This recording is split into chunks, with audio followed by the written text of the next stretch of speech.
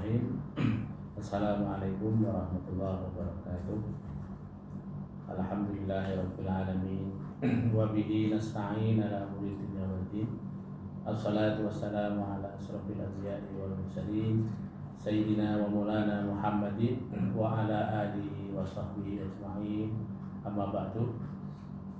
Saudara-saudara kaum muslimin rahimakumullah dan seluruh mahasiswa Institut Agama Islam Riyadatul Mujahidin dan seluruh pemirsa pada hari ini yang menyaksikan kajian Ramadan Fakultas Tarbiyah Institut Agama Islam Riyadatul Mujahidin.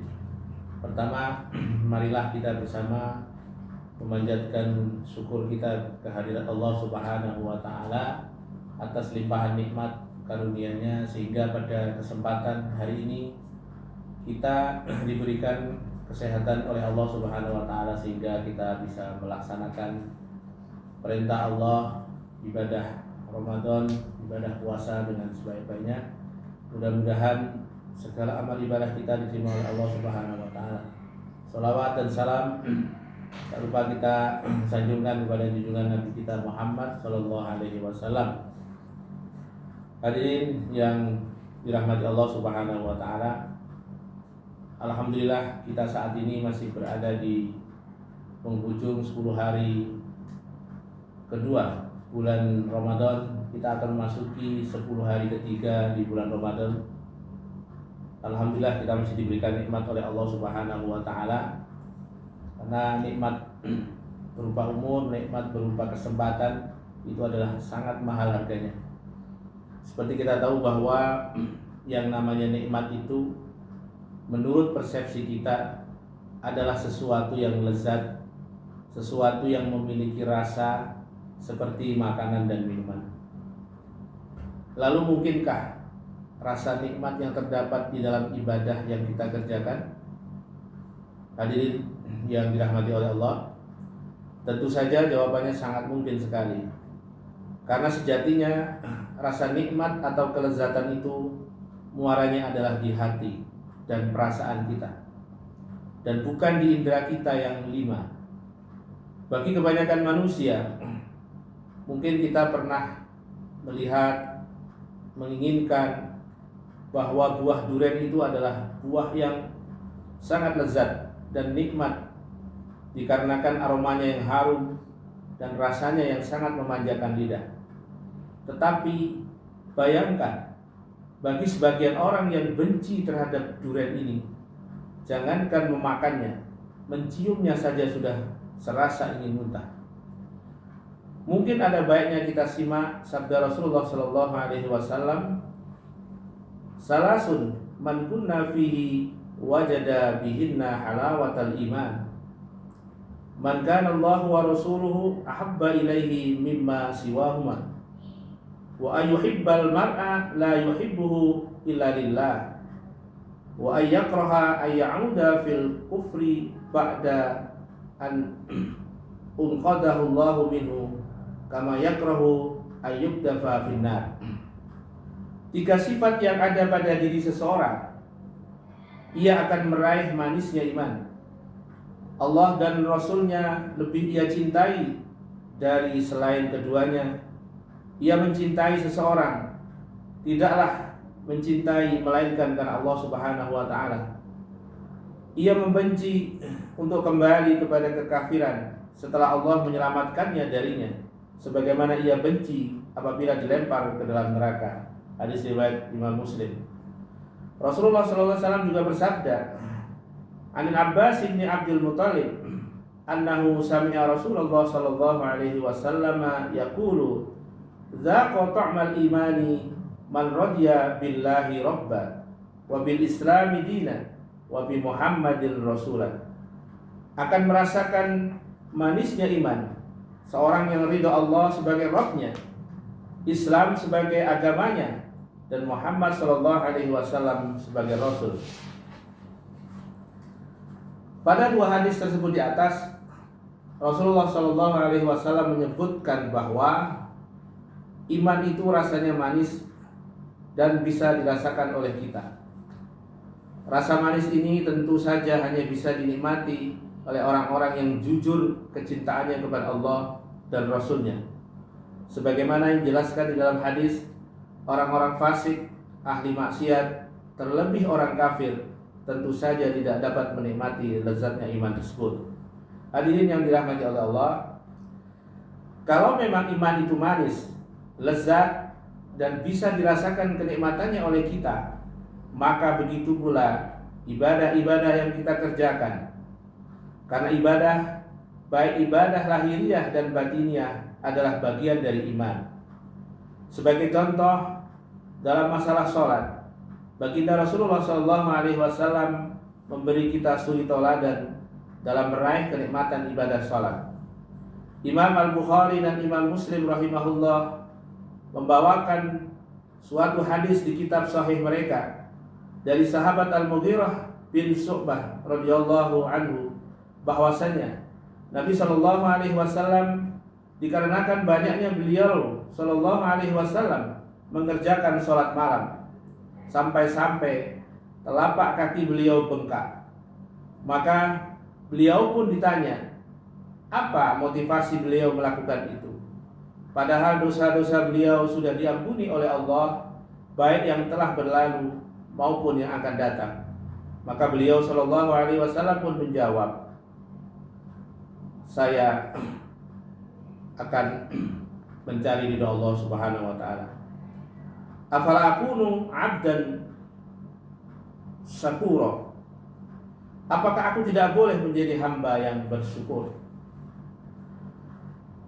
Hadirin yang dirahmati oleh Allah, lalu muncul pertanyaan di benak kita. Bagaimana mungkin Rasulullah SAW bisa merasakan nikmatnya sholat malam jika kaki beliau saja bengkak? Maka jawabannya seperti yang kami sampaikan di atas, bahwasanya kenikmatan itu bermuara di hati. Sekalipun anggota tubuh yang lain merasakan penderitaan, tapi jiwa ini merasakan kenikmatan. Coba perhatikan orang yang terlanjur hobi dengan sepak bola. Ketika kakinya bengkak karena beradu dengan kaki musuh, keesokan harinya pun ia masih nekat merumput walaupun jalannya masih terseok-seok. Coba tanyakan kepadanya, apa yang ia rasakan dengan keadaannya tersebut? Senangkah atau menderita? Maka wajar saja jika Nabi pernah mengatakan bahwasanya sholat itu adalah penyejuk pandangan beliau dan mengembirakan hati beliau. Sahabat Anas bin Malik radhiyallahu anhu pernah berkata, Rasulullah SAW bersabda, "Hubbiba ilayya minad dunya an-nisa'u wat-thayyibu wa ju'ila qurratu 'aini fis shalah." Dijadikan kecintaan bagiku dari dunia pada wanita dan parfum, dan dijadikan penyejuk dalam pandanganku adalah sholat. Hadis riwayat Imam An-Nasa'i. Hadirin yang dirahmati oleh Allah, dalam masalah puasa pun begitu. Bagaimana caranya kita mendapatkan kenikmatan berpuasa padahal perut lapar dan kerongkongan terasa kering? Maka caranya adalah dengan mengingat serta senantiasa mengharap besarnya pahala dari Allah yang sediakan bagi kita, yaitu berjumpa dengan Allah dalam keadaan penuh kebahagiaan. Rasulullah SAW pernah bersabda, "Lis-shaimi farhatani, farhatun inda fitrihi wa farhatun inda liqa'i rabbih." Bagi orang yang berpuasa ada dua kebahagiaan. Kebahagiaan ketika berbuka dan kebahagiaan ketika bertemu dengan Rabb-Nya. Hadirin yang dirahmati oleh Allah, pernahkah kita melihat seseorang yang melakukan program diet? Dia harus rela tidak makan selama berjam-jam. Untuk apa?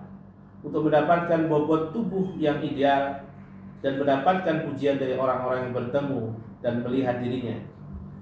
Ketika ia harus menderita dengan program dietnya tersebut dan mendapatkan hasil yang memuaskan, sehingga pujian yang dinantikan pun ia dapatkan, maka segala penderitaan akan berbuah kebahagiaan. Ia pun rela untuk melanjutkan lagi program dietnya yang sekarang ia tidak lagi rasakan penderitaan tersebut. Begitu juga dengan seseorang yang berpuasa, dengan meluruskan niat dan mengharapkan balasan dari Allah Subhanahu wa taala, niscaya seluruh penderitaan lapar dan dahaga akan berbuah menjadi kenikmatan. Hadirin yang dirahmati oleh Allah, kita bisa merasakan kenikmatan makanan dan minuman karena keadaan kita sebelum makan dan minum berbeda dengan keadaan setelah kita makan dan minum. Yang tadinya lapar dan haus, wajah pun pucat, maka setelah makan dan minum, perut menjadi kenyang dan wajah pun menjadi ceria. Ini adalah gambaran seseorang yang bisa menikmati kelezatan makanan. Begitu pula seseorang yang bisa menikmati lezatnya ibadah. Keadaan ia sebelum melaksanakan ibadah tersebut berbeda dengan keadaan setelah ia selesai dari melaksanakan ibadah tersebut. Seseorang yang keadaannya sebelum dan sesudah ia mengerjakan ibadah adalah sama saja, maka ia patut curiga dengan kualitas ibadah yang ia kerjakan. Semisal sebelum sholat ia adalah anak yang durhaka, setelah sholat ia pun masih tetap seorang anak yang durhaka. Lalu apa bedanya? Padahal Allah Subhanahu wa taala berfirman, "Innas sholata tanha 'anil fahsya'i wal munkar." Sesungguhnya sholat itu mencegah dari perbuatan keji dan munkar. Oleh karena itu, hadirin yang dirahmati oleh Allah, marilah kita bersama-sama mengoreksi ibadah yang telah kita kerjakan. Sudahkah kita merasakan kenikmatan dalam mengerjakannya? Atau malah sebaliknya, penderitaan yang kita alami? Sudah luruskah niat kita? Sudah sesuai tuntunan ibadahkah kita? Al-Imam Ibnul Qayyim rahimahullah pernah berkata, "Idza lam tajid lil 'amali halawatan fi qalbika wa insirahan fattahimuhu fa inna Rabba ta'ala syakur." Jika engkau tidak mendapatkan kelezatan dan kebahagiaan pada amalan yang engkau kerjakan, maka engkau harus curiga dengan amalanmu tersebut. Karena Rabb Allah Subhanahu wa taala itu adalah yang Maha mensyukuri.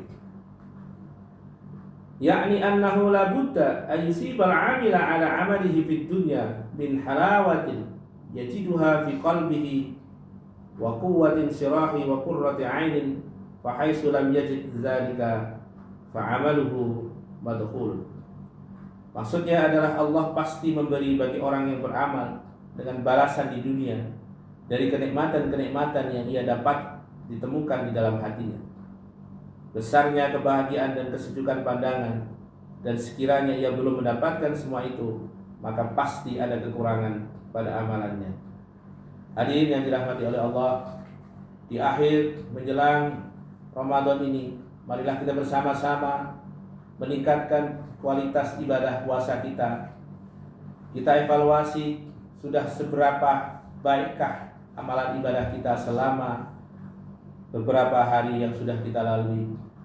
Mudah-mudahan bulan Ramadan ini akan mampu merubah kita, merubah tatanan kita dari tatanan yang tidak baik menjadi tatanan yang lebih baik, serta mendapatkan apa yang Allah janjikan di dalam surah Al-Baqarah, la'allakum tattaqun, yaitu yang takwa. Dan kita bersama-sama mengharap kepada Allah Subhanahu wa taala, mudah-mudahan kita masih diberikan kesempatan untuk berjumpa kembali dengan ibadah puasa di tahun-tahun yang akan datang. Kami mohon maaf apabila di dalam memberikan nasihat tausiah ini, ceramah ini ada kurang lebihnya. Saya sampaikan selamat kepada Fakultas Tarbiyah yang telah mengadakan kajian Ramadan pada tahun ini. Marilah bersama-sama kita menitipkan anak-anak kita untuk dididik dengan baik di Fakultas Tarbiyah Institut Agama Islam Riyadatul Mujahidin Pondok Pesantren Wali Songo, Ngabar Ponorogo. Semoga anak-anak yang kita didik insya Allah menjadi anak-anak yang berguna bagi bangsa agama. Ini saja yang bisa saya sampaikan, kurang lebihnya mohon maaf. Aku qouli hadza astaghfirullahaladzim li wa lakum. Assalamualaikum warahmatullahi wabarakatuh.